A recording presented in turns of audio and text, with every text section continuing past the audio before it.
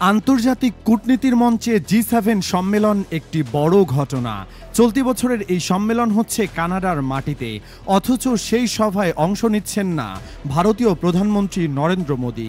Bharat Canada সম্পর্কে চলমান উত্তেজনার কারণে এই সিদ্ধান্ত নেওয়া হয়েছে বলে মনে করছেন বিশ্লেষকরা। জি7 সম্মেলনটি 15 থেকে 17 জুন আলবার্টা প্রদেশে অনুষ্ঠিত হতে যাচ্ছে। সেখানে রাশিয়া ইউক্রেন যুদ্ধ, মধ্যপ্রাচ্যের উত্তেজনা, জলবায়ু সংকট সহ বৈশ্বিক গুরুত্বপূর্ণ ইস্যু নিয়ে আলোচনা হবে। তবু এবারের সম্মেলনে দেখা যাবে না মোদীকে।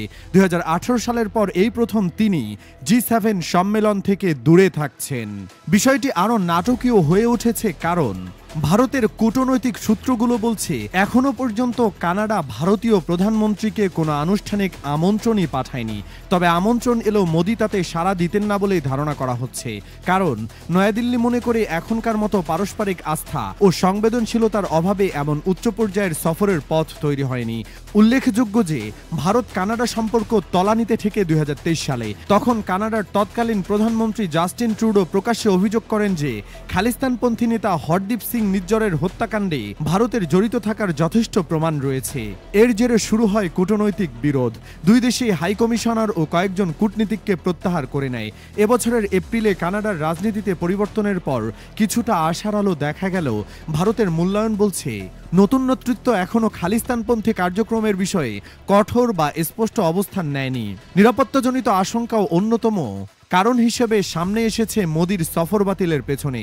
তবে আলোচনার পর্দার আড়ালে কিছু অগ্রগতিও হয়েছে। দুই দেশের নিরাপত্তা সংস্থাগুলোর মধ্যে কিছু সীমিত যোগাযোগ হয়েছে এবং নতুন হাই কমিশনার নিয়োগের বিষয়েও আলোচনা চলছে। ট্রুডোর পদত্যাগকে নয়াদিল্লি ইতিবাচক চোখে দেখছে।